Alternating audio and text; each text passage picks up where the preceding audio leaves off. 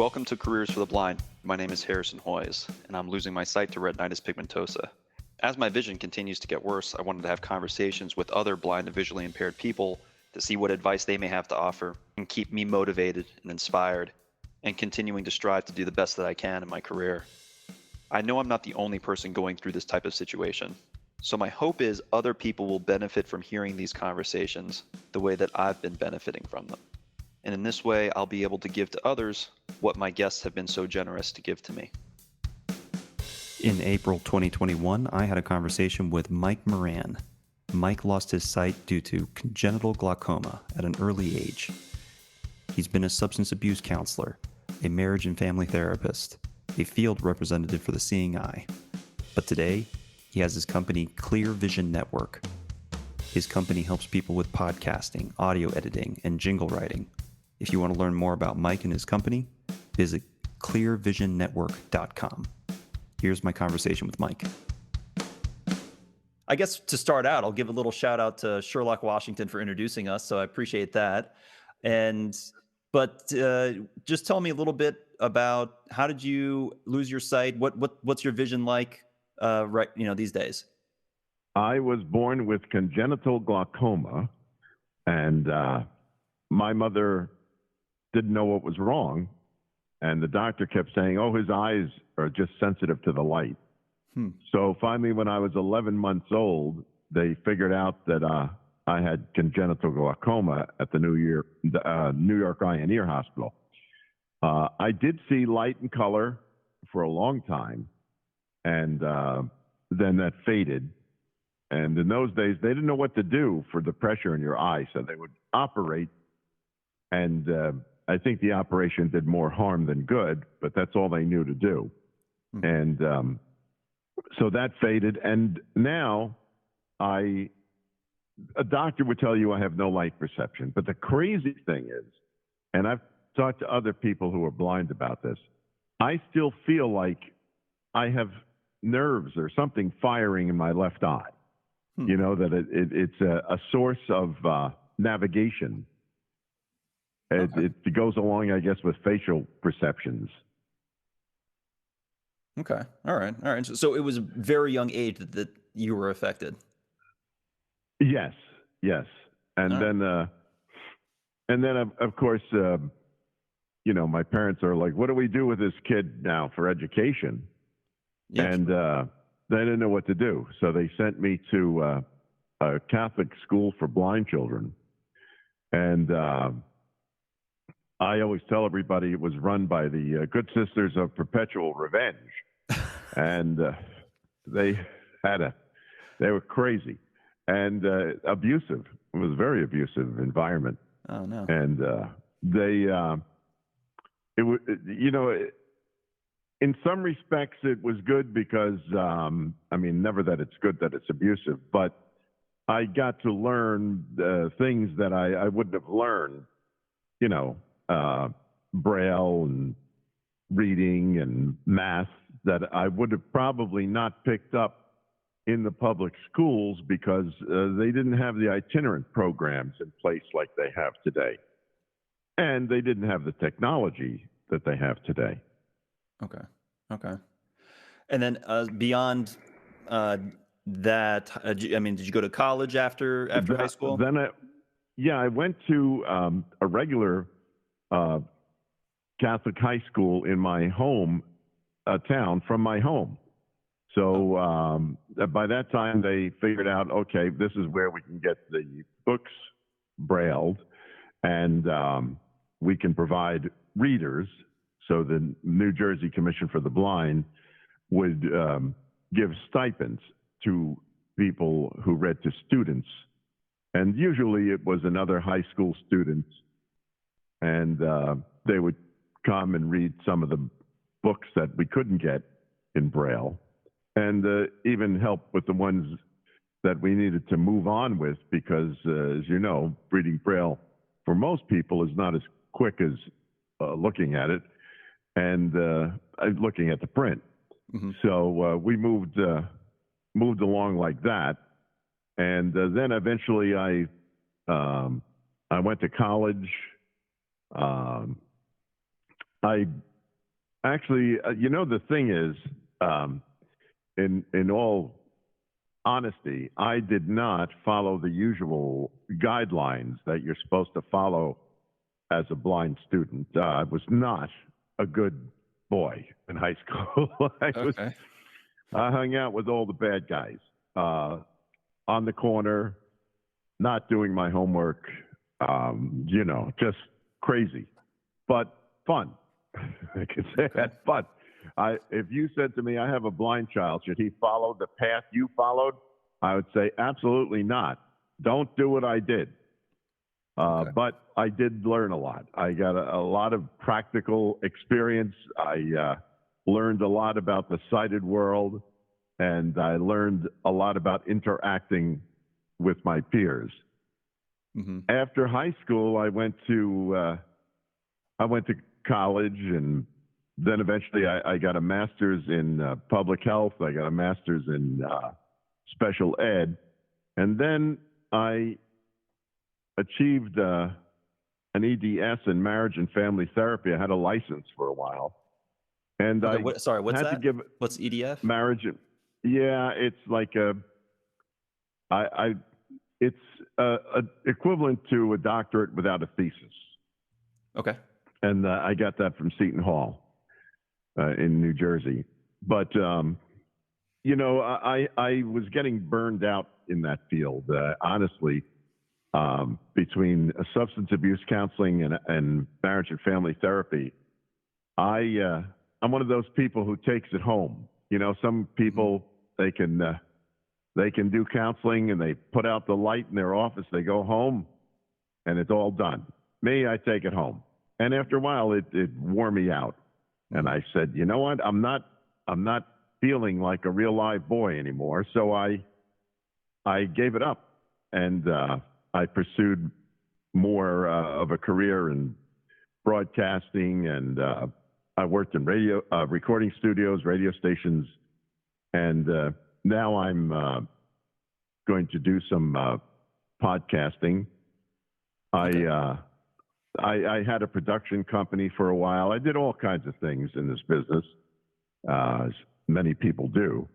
And so now I'm looking to launch a podcast, and you're one of the fellow podcasters. Yeah. Oh, that's cool. Can we go back and talk about when you were in high school and I guess and even college? Were you thinking about at all what type of career you would have after college?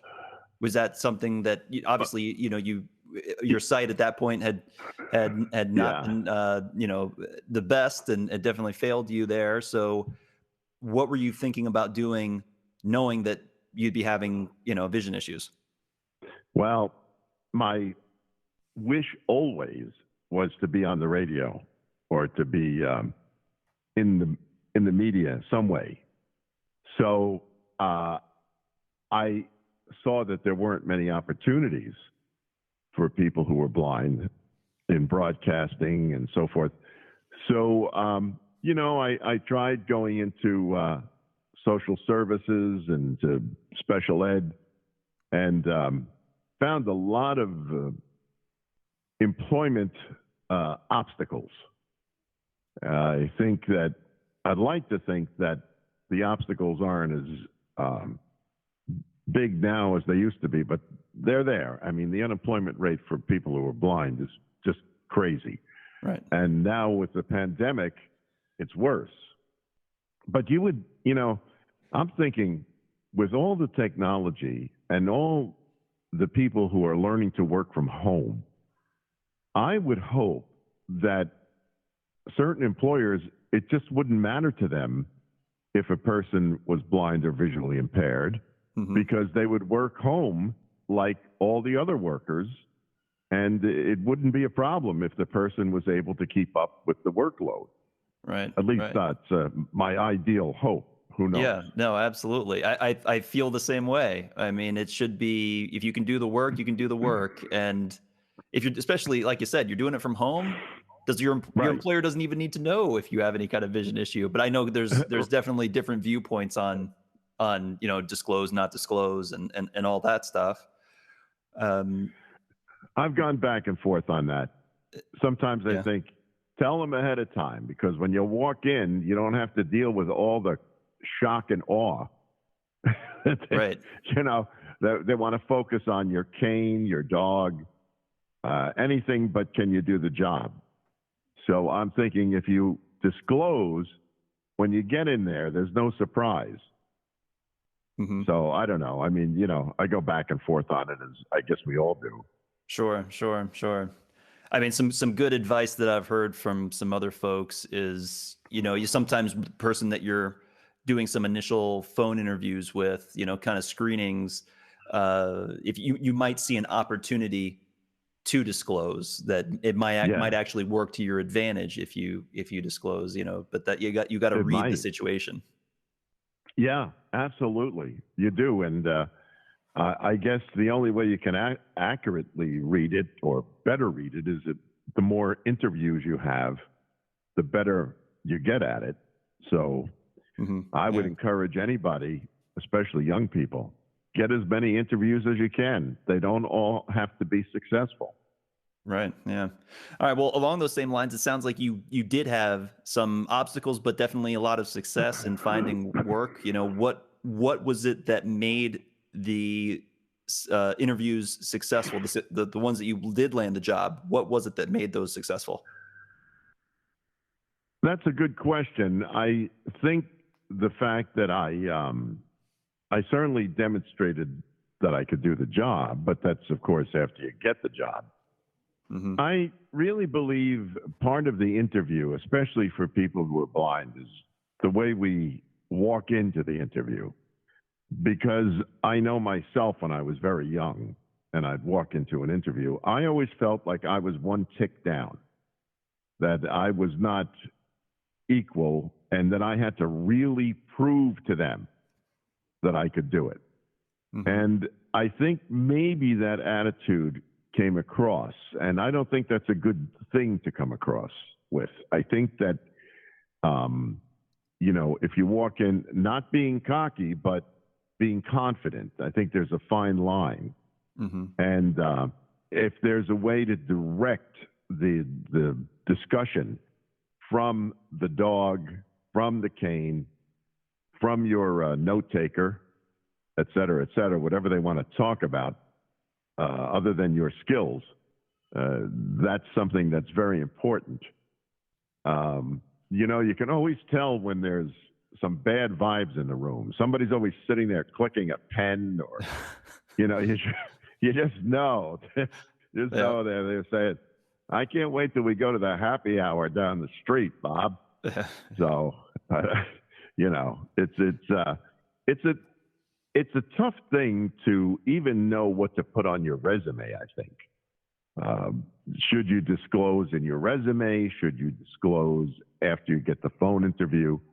Uh, it's a controversial. I'm sure that both things have worked. Sure. So that's the thing. That's why there's no solid answer. Yeah, yeah, no, absolutely. Uh, so I guess in the interviews that were successful, you landed the job. You would say, but just based on your comments, you walked into those interviews maybe with more confidence. I I think not only that, but I also had experience. Hmm. So, even if it had been a part-time experience or volunteering, I had experience. So I knew what they needed. And I think doing research is very important. And also, I I remember once or twice I went to the place the day before, and I Yeah. didn't make myself known, but I went there so that I had an idea of where I was going and how I was going to get there and how long it was going to take me, so that I didn't have that hassle. Hmm. So, it helped me. Yeah, yeah, absolutely. I feel like I've found myself doing similar things that you're going someplace new, and it's kind of important that you show up there on time. Going there the day before, or it doesn't have to necessarily be the day before, but just sometime before Anytime, that yeah. point. so that you're familiar with everything that you just said. How long it takes, where is it, make sure you approach the whole situation with confidence. And it takes that equation out of the mental stress of the day, especially if you're going for an interview. Now, So, admittedly, when I worked for the Seeing Eye, I didn't have that kind of those kinds of problems because I had been associated with the Seeing Eye as a graduate for many years, and they knew I could travel. They knew me. They knew my personality. They knew what I could do and couldn't do. So it was a question of do we want Mike or do we want some other guy or what do we want? mm-hmm. So, I didn't have the same obstacles ahead of me, but I did have to, of course, conduct myself in an interview, not as if I was a stranger, but I had to be a little more formal than if I was just sitting around conversing with some of the staff. Right. Oh, okay. So you had received or gotten your Seeing Eye dog from there and knew everybody already. But what about other positions? Some of your first positions that you got? Well, let's see. Well, they were in the some of them were in the counseling field.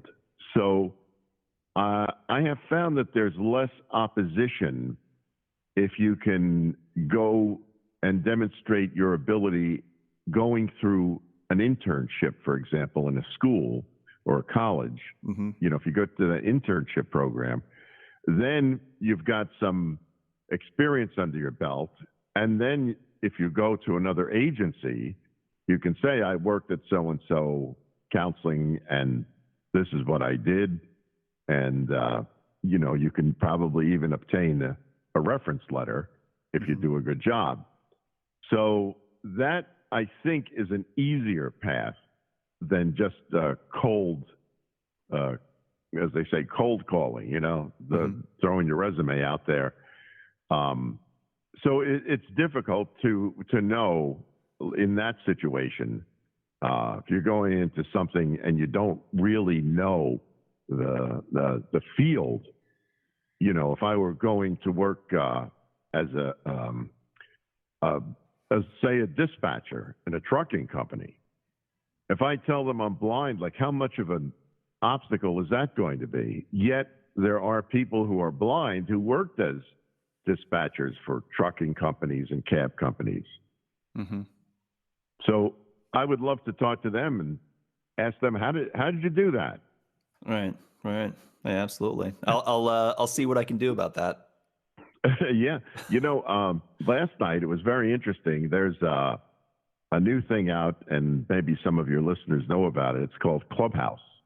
Are you familiar with Clubhouse? No, I haven't heard of it. Okay. Well, Clubhouse is a new app that came out. So you need to download the app on your iPhone, and you need to get invited to Clubhouse. So once you're on there, there are various rooms set up by whoever wants to set up a room.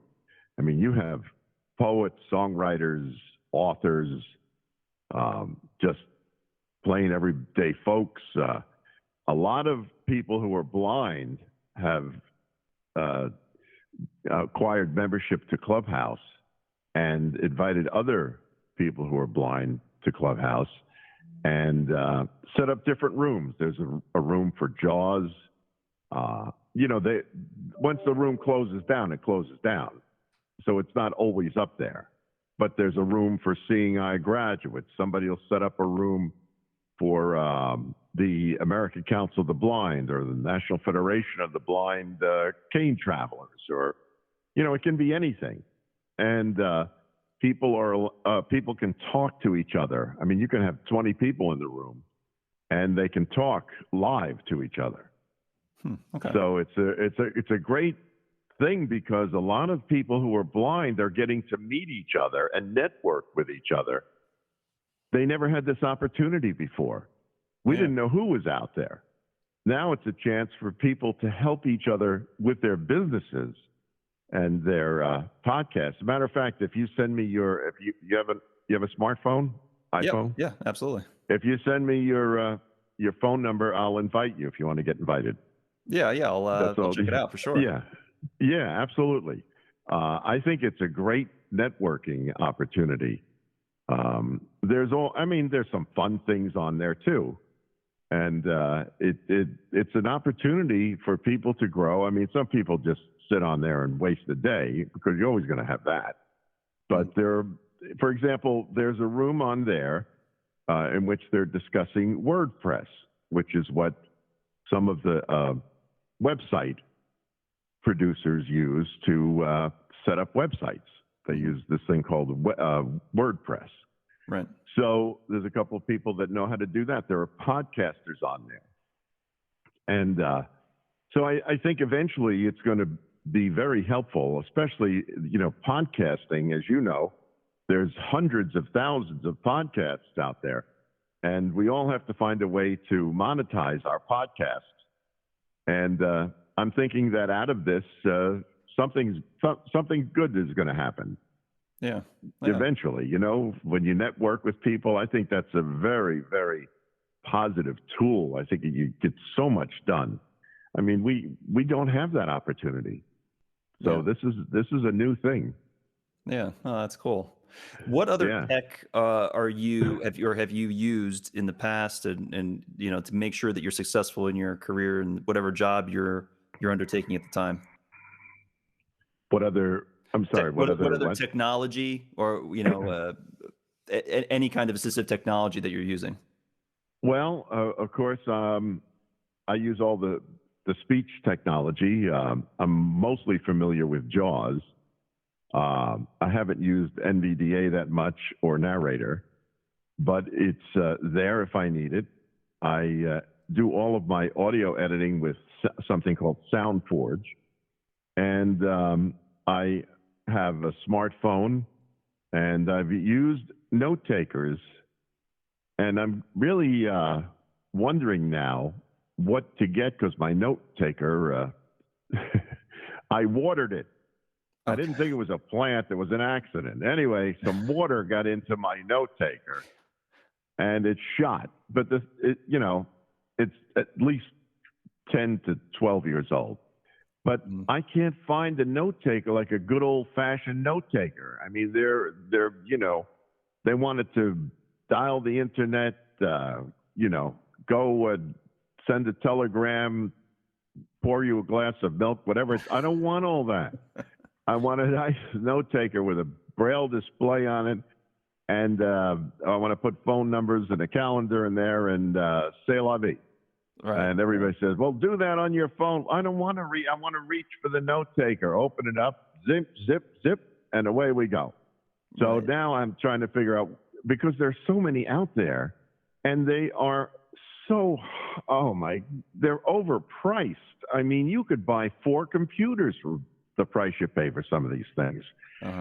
So, and I think it's a shame because, I know it costs a lot to produce these things, but also, let's face it, many of the agencies from around the country are going to buy these things, and the manufacturers know that. Plus, they're going to be sold in some other countries. So there's no discount for the average consumer. Right, right. When you were growing up, did you have any kind of any mentors, or when you're in college, or even going through some of your first jobs, mentors that stand out in your mind? Well, let me just backtrack a minute just on the equipment thing. Okay. Before all this technology came along, I used Braille, and we in college didn't have any electronic devices. So I used the slate and stylus to take notes. And I was really fast at the time. I don't think I could do that now because it's been so many years. I mean, I'm spoiled, with the Braille displays and note takers. So, but we used Braille. I mean, I've walked around with loose leaf books full of Braille paper that I wrote on during class. That was the way we took notes. And I tell everybody, since I had a slate and stylus and you have to punch the dots, that I literally punched my way through college. But, um, anyway, so you did ask me about mentors, and I think that I have had mentors who not only have been blind but sighted mentors, people that I looked up to and people I wanted to do with what they did or learn how to do what they did, and emulated some of the things they did, especially in the field of broadcasting. And I can't say I had one mentor. I just had many. And I looked to different people for inspiration. And I would even listen to athletes and listen to their approach to their craft. I was particularly impressed with one of the pitchers from the Mets, Tom Seaver, because whenever he was interviewed, he knew what he threw, when he threw it, and why he threw it. It wasn't that he just went out there and, ripped the ball up there. He just, he knew what he was doing. And I thought, that's it, And then I would listen to someone on the radio who, actually, I'd listened to the announcer for the Yankee announcer who, before he got to the Yankees, he had a talk show on WCBM in Baltimore, John Sterling. And I remember in college listening to John. He was so knowledgeable. And it's kind of, that's where I started thinking, I want to be Mike Moran, who's a good radio personality or a good reporter or good whatever, who happens to be blind. I don't want to be Mike Moran is blind and a good radio announcer. Sure. Now, I'll tell you, someone who's blind that I looked up to was a guy named Ed Walker. Ed Walker was Willard Scott's partner on WRC in Washington. They were the Joy Boys of radio before Willard Scott became the weather man on, is it Good Morning America? One of those shows. I mean, he's not there anymore. But Ed was blind, and he went to the Maryland School for the Blind. He was one of the most successful,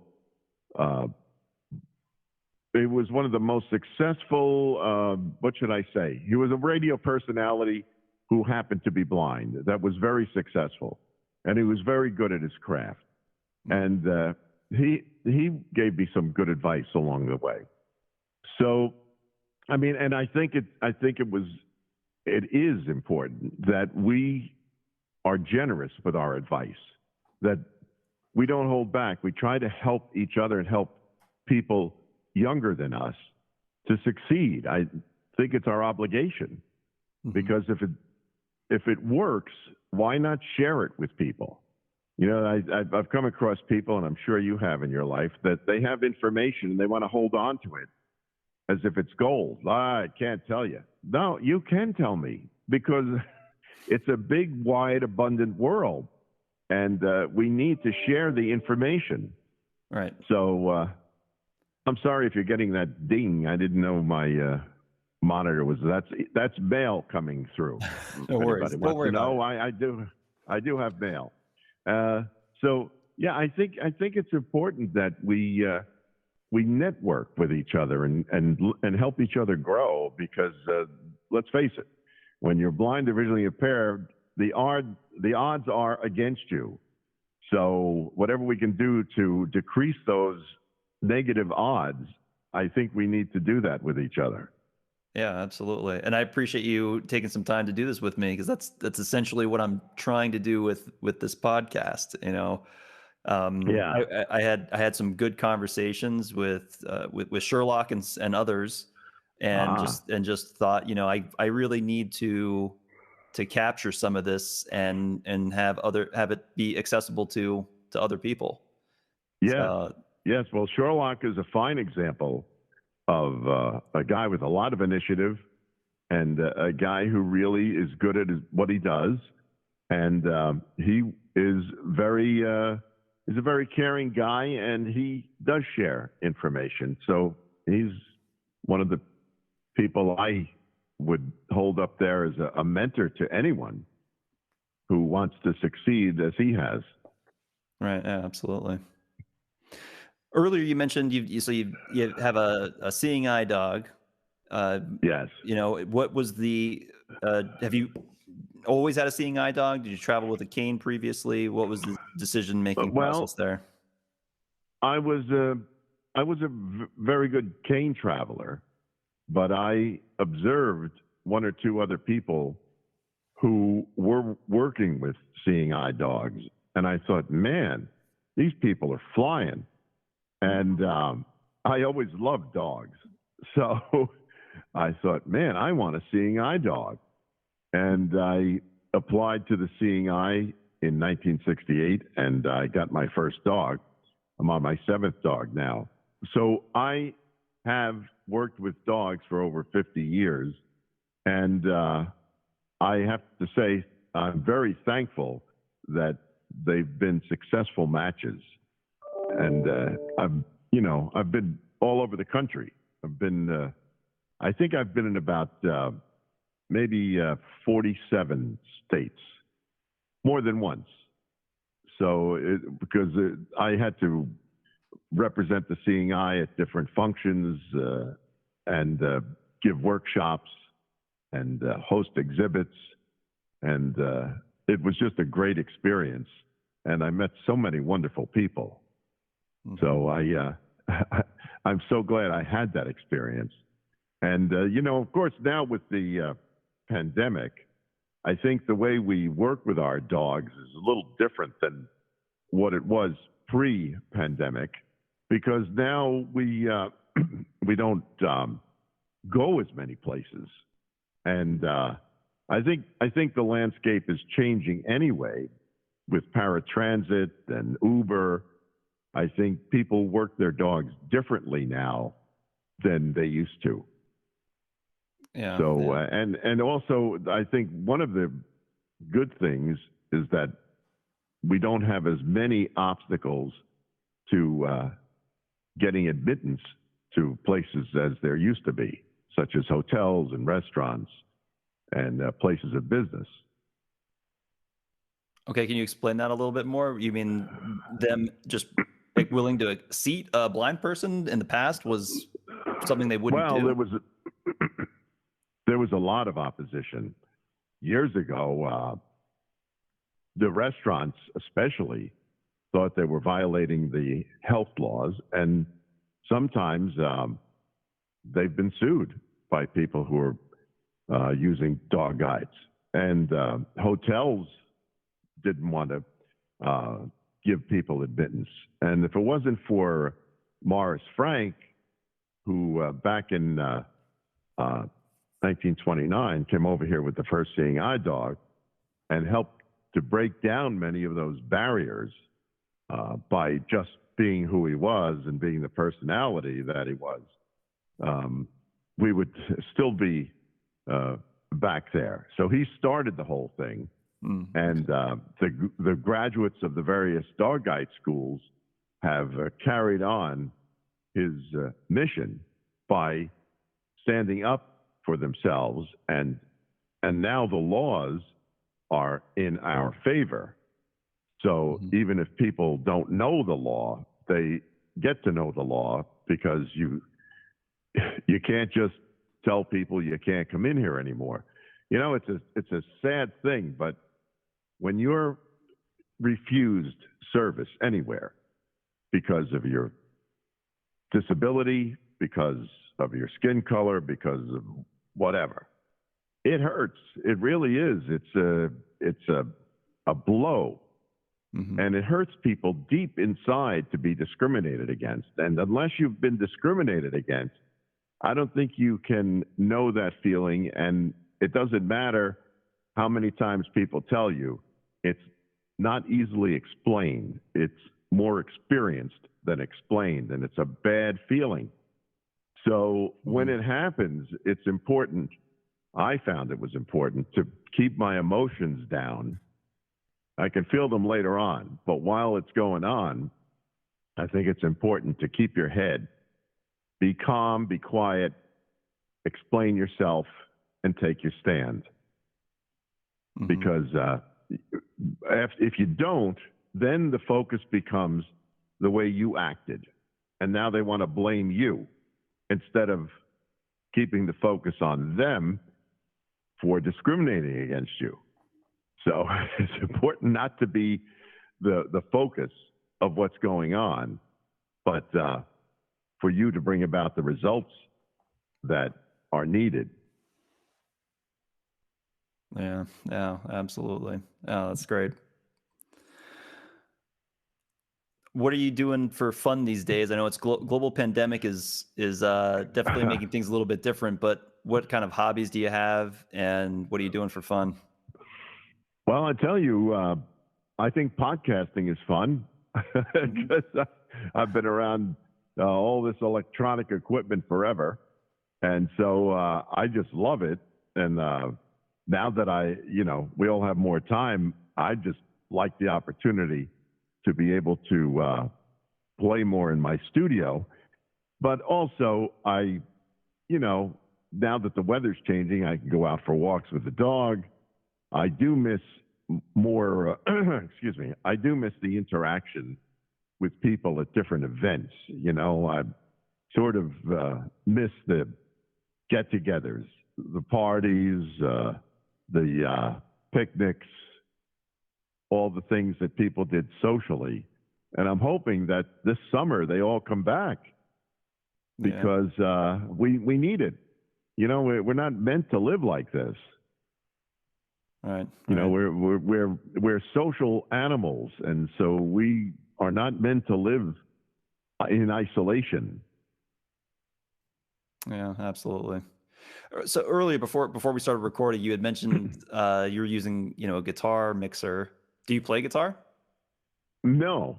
Well, I mean, I fooled around with the guitar and a bunch of instruments, but no, not anymore. I don't do any of that. But yeah, I'm using this iRig Pre 2. It's a, if you wanted to hook an iPhone into a guitar into your iPhone and record it, that's what you would do. You'd push Okay. it through this iRig. So, but you can use it for voice, and a lot of people are using it to broadcast on Clubhouse. For example, I'm on Mushroom FM, which is an internet radio station run by Jonathan Mosen. He's out of New Zealand. Jonathan's been around for a while. He started running his program that he's the host of on Mushroom FM through Clubhouse. So you can pick him up on your smart speaker, you can pick him up on Clubhouse, and he's pushing it through the iRig. So I said, if it works for Jonathan, it'll work for me. Yeah. And so, by the way, it's Mushroom FM, the home of the fun guy. So, and so I do a show on there, and I've been on other, internet radio stations, and I do it for fun. Mm-hmm. Yeah. So, So you have a regular show that you do, like Yeah. how often? It's every Sunday night, 6 to 8 p.m. Eastern, and Thursday morning, 7 to 9 a.m. rerun for the folks in the UK.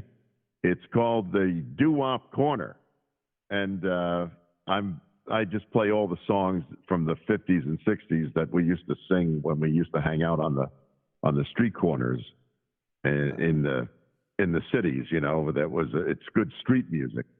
Okay. Some of it's a cappella, and a lot of groups were, from Chicago, Philadelphia, New York, New Jersey. There was some Pittsburgh, and then there's groups from out west, from, California and so forth, all over the country, but they were concentrated mostly in the cities. Okay. Yeah. Looking back over your life, I know you've given us some good advice, but anything that jumps out, or anything that you'd really want to share with young people, advice to help them with their careers? Well, I'm impressed with some of the young people I've met because they know a lot of this technology. It's almost in their DNA. They've been learning it since they were very young. It's as if you grew up in a house where they spoke more than one language. Well, by the time you were, 5 years old, you would know most of those languages or a lot of those languages. Right. These kids have been doing this since they're children, since they're, little toddlers to one degree or another. And some of them are really, really proficient at it. I now have a young lady who's about 22 who is rebuilding my website for me. She's blind, and she is so good. I've had people who are sighted check her work. Her name is Taylor Arndt, A-R-N-D-T. She is so organized, and she's just a thrill, a pleasure to work with. And she has the initiative, and she has the go-get-'em attitude, and she really is a terrific young lady. I'm so impressed with her. So I would like to say to young people, the sky is the limit. And I know sometimes it sounds trite that people say, you can be anything you want to be. You can do whatever you want to do. That is true to a certain degree. But I think the level that you can rise to today with the technology we have, if you apply yourself, you can really make great strides, and rapidly. It's a whole different world out there from when I was a young person. And I think that, you need to seize the moment. We all do. And it's not only for young people, it's for older people. We all need to seize this opportunity to grow and advance ourselves. I mean, the technology is phenomenal, and it's changing and growing every day. And I think it's important for us all to keep up with it. I don't want to be, my mother, God bless her, she was, when she had an answering machine, it was too much for her. I'm thinking, I don't want to be like that. I want to be current. I don't want to say, back in my day. I don't want to be one of those people. Right. So I think we all need to keep pace. It's really important, and we're going to really enjoy ourselves. I hope we can all learn something from my conversation with Mike today. I know for myself, I'm going to try to be confident, but not be cocky. It's a fine line, but I think I can do it. I hope you come back to hear more conversations with other blind and visually impaired people, and thanks for listening.